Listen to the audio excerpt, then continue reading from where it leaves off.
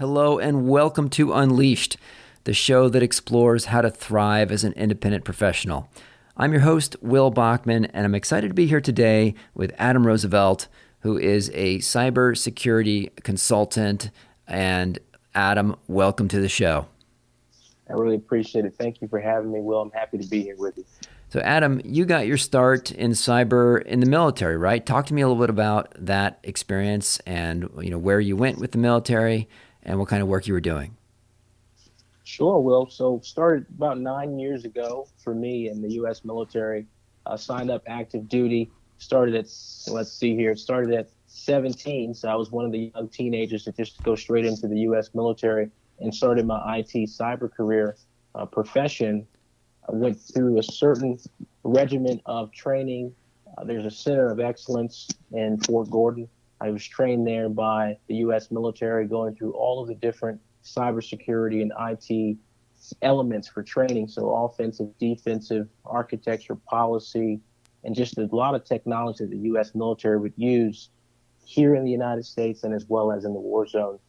So I continued that work after my schoolhouse training and went and deployed to Afghanistan on the front lines, supporting Operation Enduring Freedom and also Operation Freedom Sentinel, two separate campaigns, two different tours, working in the cyber capacity as well, and just continuing to support the NATO allies and the mission that we had, which is really the global war on terrorism, and also train, advise, assist within country, specifically in Afghanistan, to get them to a state where we could hand over control to the government of the Islamic Republic of Afghanistan.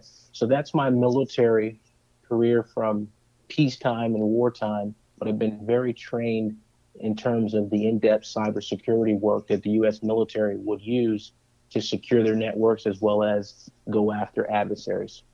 Yeah, I guess my sort of mental model of soldiers being deployed, I think of soldiers and I think there's probably some cooks there and some folks operating, radios and supply chain quartermasters, but it hadn't really occurred to me that there'd be cybersecurity professionals out there, but it makes sense.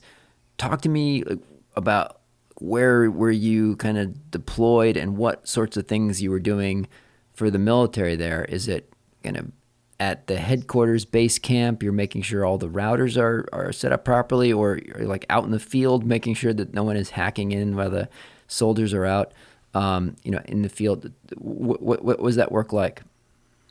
The work is very interesting, actually, Will, and I'll tell you, pre-Afghanistan, right before you go to the actual location, I was training with a lot of the NATO allies at a schoolhouse in a location called Latina, Italy, and it was the NATO Communication Information System School. There we put hands-on all of this different technology, command post nodes, which is like satellite technology so that we have secure communications on the ground, making sure that the networks are set up correctly so that there is no penetration capabilities from outside forces, adversaries, and making sure we're monitoring the operation to ensure that we're able to deliver these core services that are needed to keep the comms up, make sure that we have a full understanding of the battle space going on. So taking that training that we did with NATO at that school, put me in Afghanistan, picture it with me. Now we're there full-time operation in the middle of the war zone, making sure that the systems are protected, everything has been configured, the monitoring is occurring, the network is protected on an everyday basis. So with that being said, we're just hands-on all the different tactical technology in that space, and then advising the Afghans or advising the NATO allies on how to make sure their systems are also protected inside the wire, which is inside the location where we all are in the safe zone, and then as well as outside when you're preparing for convoys as well. I guess it hadn't occurred to me, but would it be like the Taliban would be, working to hack and attack into the networks or other adversaries? I will tell you that every adversary is going to work to stay at a certain pace with the others that are playing in the field. So whether it be Al Qaeda or whether it be a what we call a TCO, which is a transnational criminal organization. Everyone wants to compete and play. And if they can do something from a remote location to degrade your ability to carry out your mission and meet your objectives, they will do that. Now, we won't say that they are as skilled, but they have multiple cells that they operate in, and those cells are always being financed, which some of that finance activity is going to be used to train their individuals on signal intelligence, open source collection, cybersecurity, and more. So we have to make sure that if they're continuing to be trained, we've got to make sure that we're prepared to meet them in that space to protect our assets. All right. Let's fast forward to you leaving, active duty military and setting up your own consulting practice. Talk to me about that transition and how did you end up deciding to set up your own practice? It's a great question. It brings me back to Afghanistan. I actually started the firm while I was in Afghanistan, called over to a Virginia lawyer and had them set it up. And my whole thought process was that I was going to take these skill sets and deploy them in country, meaning the United States, and support the U.S. federal government as well as commercial and private sector clients. And I did that. It was a standard process, I think, for the small business owners and the independent contractors out there. It's not an expensive process. You get the paperwork done. Now you're filed in a state of, you're incorporated, and then you go forward with, doing everything you need to do to get into the government registration systems. And then you start looking at contracts in those systems that you can actually go after. Well, And that's what we did. walk me through that a little bit. So, I know a lot of consultants. I don't know a lot of people that have ended up doing work for the federal government. Talk me through in detail some of those administrative processes, or what did it require to get set up as a federal contractor? There's a few things I'll say, Will, on this. So what we had to do was we checked the block on a few things. We registered in SAM.gov. So the SAM.gov registration process is critical. It really essentially puts all the administrative details into the system so that the government can have eyes on the companies that are trying to effectively work with the government. And then you're pretty much putting that detail in that system. Once it's there, it's going to tell the government a few things. There's what's called the NAIC code system, the National American Industrial Code System, which categorizes each firm in a specific service category. So I'm an IT firm, but within that system, it will explain to you that I'm doing data processing, I'm doing scientific, technical consulting, and so forth. Once all that's there, your company is now able to say they're registered. They're going to also get what's called a cage code. That's a code that the system assigns a company, and then that effectively allows, again, the government to find you in that system. Once you've passed that process, Will, you're now in the system. Now you've got to go and be aggressive about going after work or looking at trying to identify contracts that align with your services and skills so that you can be a subcontractor if it's an existing contract or a 1099 contractor. So there are different ways to kind of move into that space, but that covers the administrative side of the requirement. Okay. Talk to me about some of the clients that you've been serving as an independent consultant or running your own practice. Sure. My first major client was the Department of Homeland Security, which was like, as an independent contractor, it was amazing to be able to say, at a young age, as well as a young firm's age, that we were able to land that contract. And we worked with the Department of Homeland Security Intelligence and Analysis Division, and I was doing cyber work, and they assigned me to major portfolios like the National Vetting Center, the National Targeting Center, and then I had some work within like 17 agency bodies as advising them as a service provider partner. So that was one of our big ones. And then we essentially moved on and landed some more clients in the commercial space, like law firms like Squire Patton Boggs, which really transitioned our cybersecurity away from the government focus and more into the private focus. And it's a different dynamic that we experienced, Will, while we were there, because traditional cybersecurity, network security and all those things, that's all common. But in the law firm world, cybersecurity is effectively crisis management. It's forensics, for pre-litigation and trials and settlements that may come from those type of engagements. So that's kind of some of the clients that we've got and some of the work that we've done, and that's kind of helped us build a large portfolio to, catapult ourselves in the global arena. Yeah. You mentioned to me that you have put together an advisory board for your firm. Tell me about that.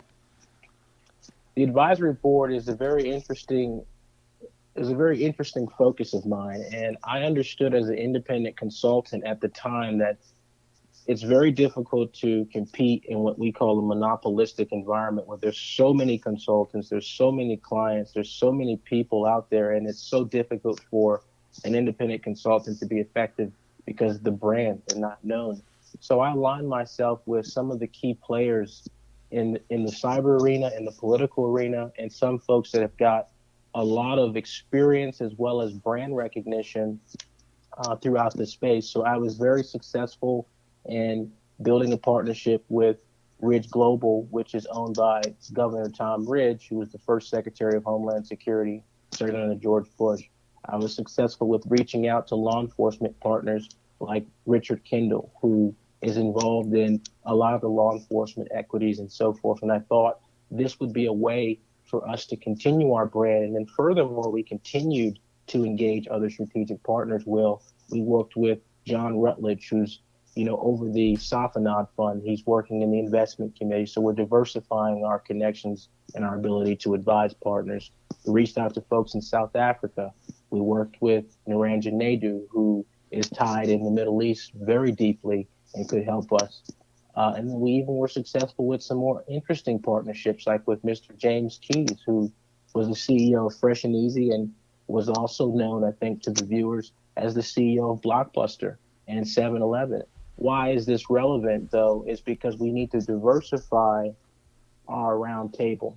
As an independent consultant, there's so many doors, and we want to make sure that our brand is put through multiple doors to be recognized. And that's the reason we formed this board of advisors as more of a coalition of knights to help push our firm further into the market. Yeah, that's great.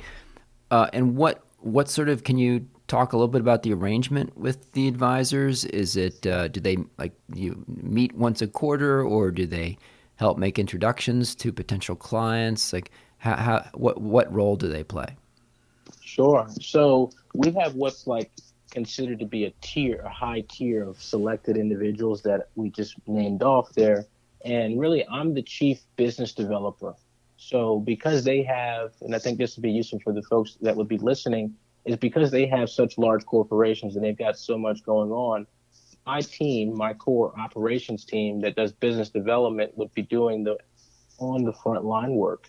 And then once we have an opportunity, we pull in a specific advisor to come to do the capture moment. And that's how we've arranged this. And now they get a percentage of the deals. So it's a kill what you eat type of mentality, but essentially they're going to get a percentage of the deal, whether it be 20% of the deal. And then those contracts can range, from a one-time contract, or it could be a yearly contract, or even a retainer fee-based relationship. So everyone will be fed efficiently.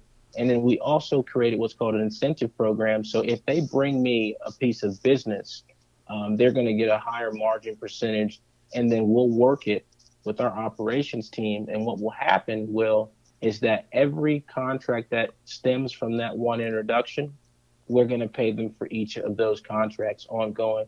And it's been a very successful model for me. And I had to be very dynamic as a leader in this space, but also incentivizing folks like this who are at the highest food chain markets, if you will, to keep them fed, keep them interested, and keep them on the team long term. Yeah. And that's our process. Now, tell me about your firm itself. Do you have some subcontractors? Do you have some employees? Just tell me about the structure of your firm. Yeah, we have a mixture of few. We have 10 employees right now, and we also have a side set of some other independent contractors that we use for various functions and components of the firm. So, and then plus the addition of the board of advisors. So that's kind of the dynamic hybrid model we decided to put together. And And then what's important here, Will, is the scalability model.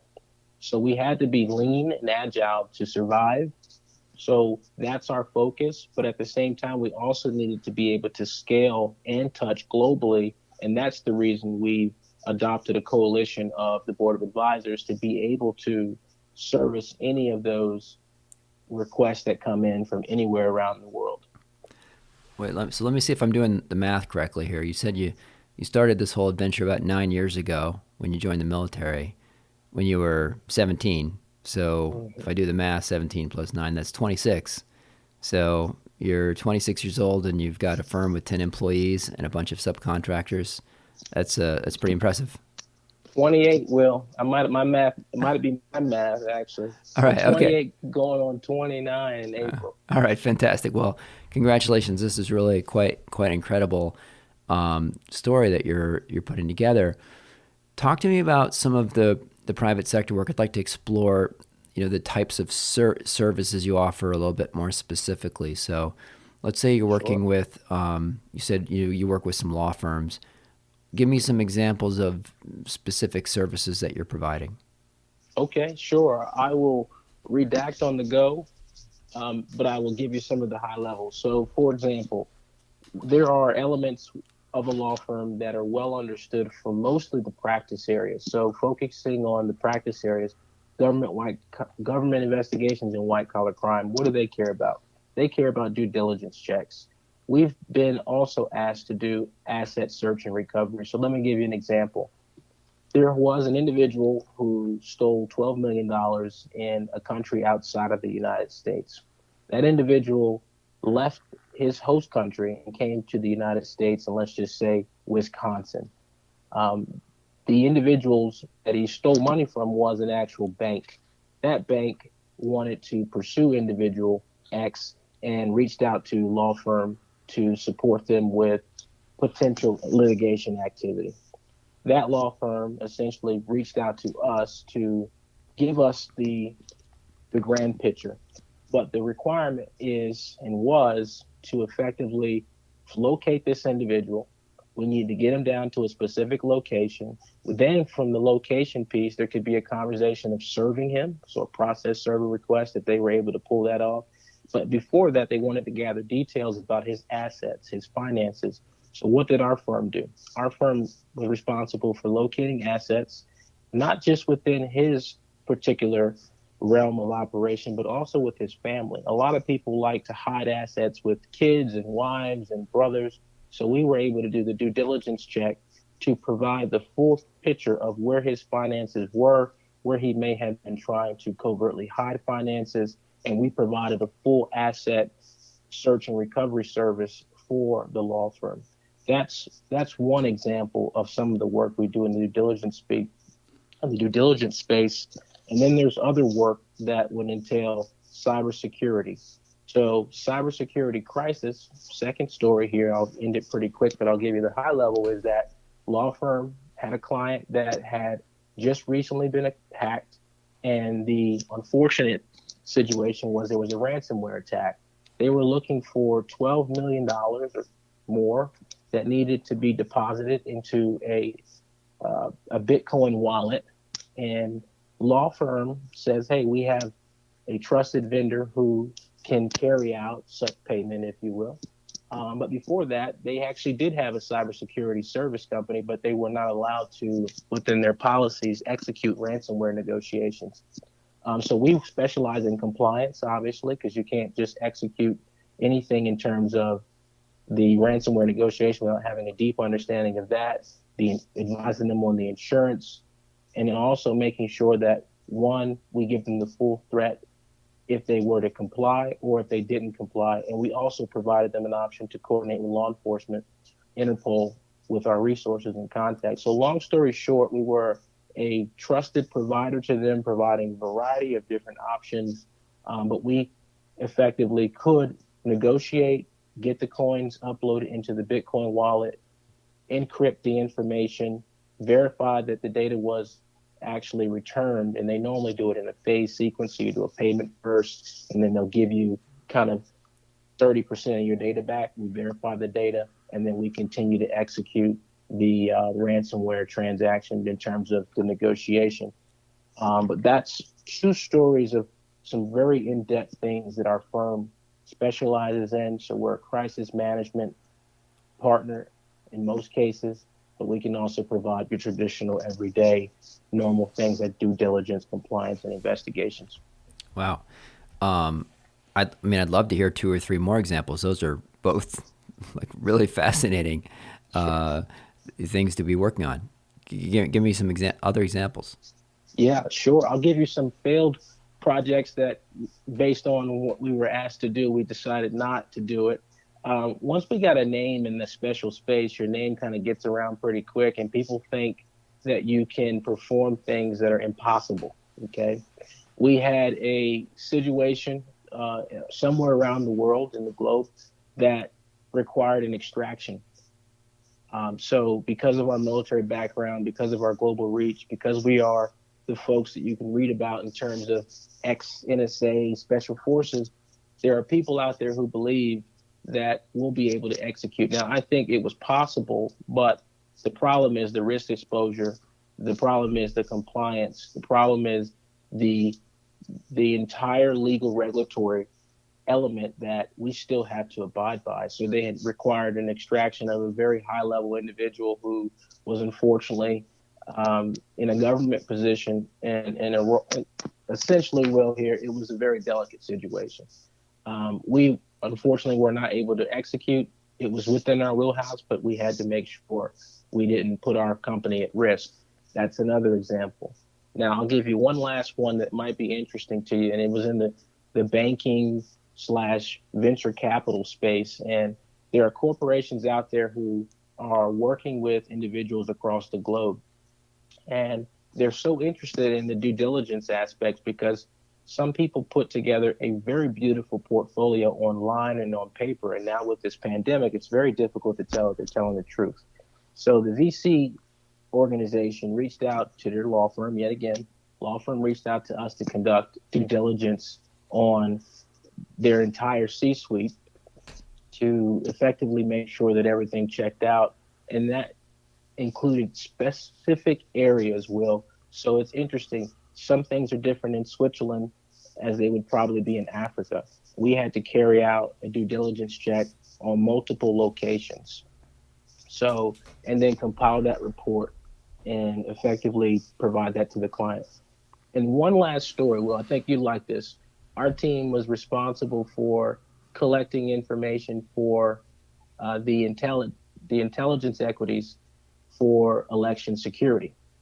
So they asked us to do a report on one of the states in the United States, and we were able to provide an 80-page report on all the threats that impacted the election security. So it's not just the cybersecurity stuff, it's not just the compliance, it's the that and the investigations and having the full ability to carry out, any request on demand that your client would come to you for. And that's what we've provided. That's who we are. And we pretty much can deliver up to any solution within that space, provided the compliance equities will allow us to do it. Talk to me about how you go about doing this range of due diligence on like the set of individuals for that VC firm. What are the types of questions they're asking to look into, and to the extent that you can, tell me a bit about how you go about doing that. Sure. So, what's interesting, and I've got a few different ways to answer this, a lot of the general counsels or the attorneys that are going to be asking the questions to us, they want to know the process. Hey, how are you going to execute this and how is it going to be done? And essentially, we have our technical experts on the call, and this is what we will tell you. We have a set of technology, and I think everyone is used to hearing the technology like Lexis, Nexus, and all these other different things. And we have the technology that not just uses Lexis Nexus, but we have like 4 or 5 proprietary technologies so that we deduplicate and make sure that the information is accurate. We also look at open source collections. So, for example, we've had people with names that were Spanish, and you've got to deduplicate the last name because the individual is using different names, has 2 different IDs. So we go through a series of different checks within our checklist to collect open source information. We look at data repositories, we check public records. We do a full sweep of everything available. We're checking OFAC listings. We're looking at, the local ID numbers. It just depends on the case. It depends on the request, but it can go from being very in depth or just being a very light check. And we've got the technology systems as well as the service providers in-house who are ex-investigators from the agency who specialize in that trade craft. And we can do it pretty quick in any country. Some countries could take you 2 to 3 weeks, depending on what's happening in a pandemic, because of the various issues. There may be curfews in place, but we've got resources deployed everywhere to do the double check to make sure whatever we give the clients is accurate. And that's mostly important. How do you go about the first example that you mentioned of doing the asset recovery? That seems to go well beyond, kind of cybersecurity type things. Seems that you'd need the participation and, of different banks to be willing to share information. Talk to me about how you'd go about getting that, financial picture for someone.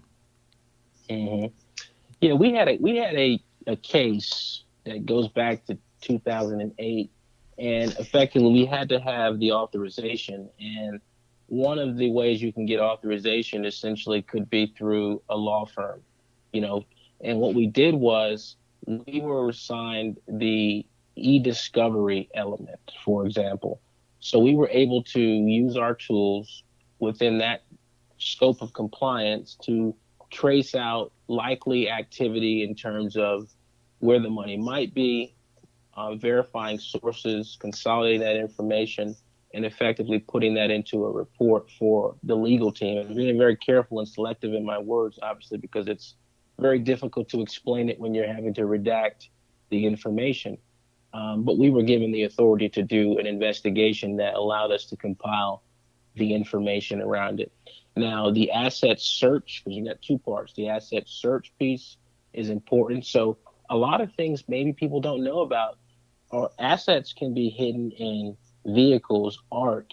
They could be hidden in boats. It could be hidden in property purchases. And then it can also be hidden through, again, the spouses and the children. We've seen a lot of cases like this where the individual is hiding it with his spouse or his loved one who happens to be his daughter. And then we trace those assets out using public records. So a lot of this, because you got to be able to defend it in the court of law. And that's the hard part. You can't do anything malicious.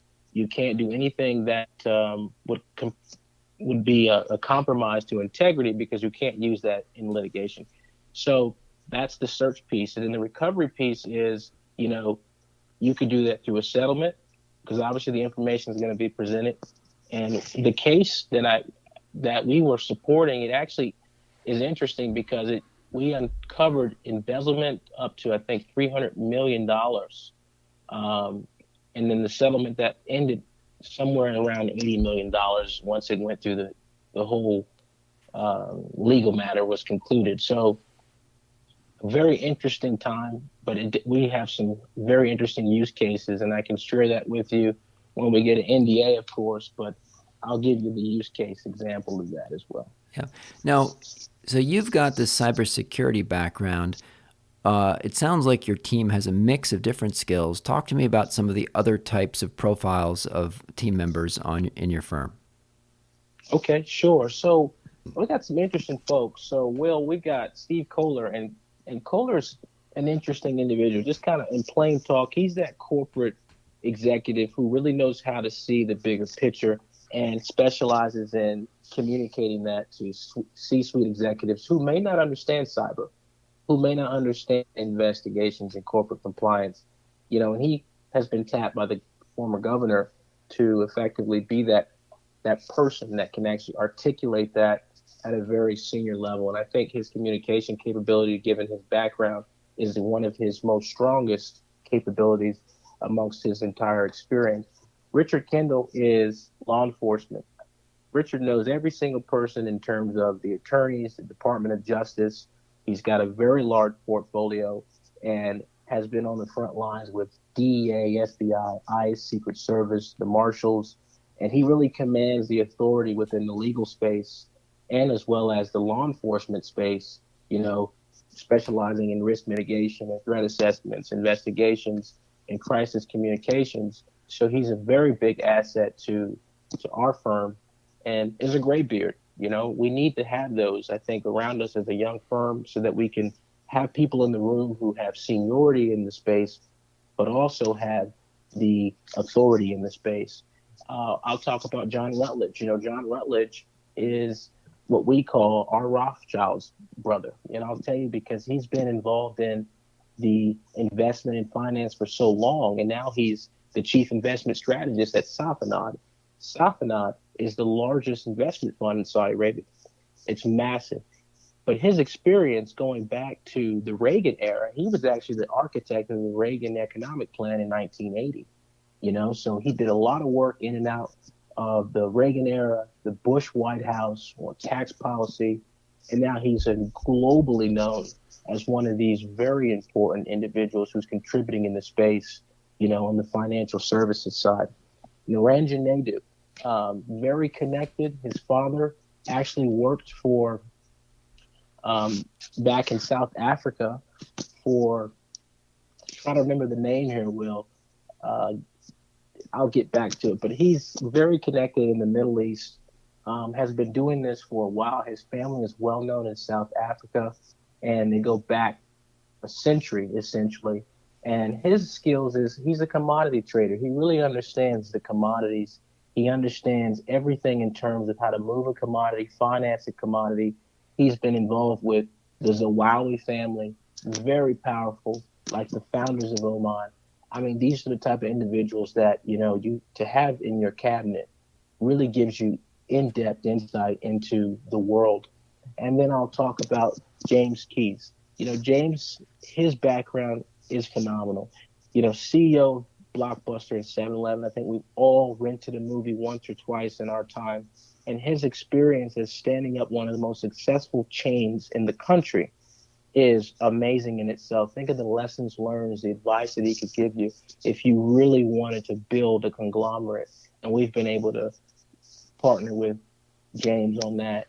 And then coming to my last three people, Gregory Carpenter, you know, he's an individual who you can call for anything in terms of cyber crisis. He understands everything in terms of the cyber element, in terms of how to build it, break it, disrupt it, destroy a network. Former military officer, really gets it, you know, worked with the NSA, is very capable, and has done a lot of work on the academic side. And then last two here, Joe Badiado. Joe's a big name. You know, he used to work for Morgan Stanley and Company. He had a lot of senior positions there. He was strategic in the merger and acquisitions of some of the major M&As. You know, the IPO advice, the growth instruments that are required for, you know, these major efforts that are happening throughout the country.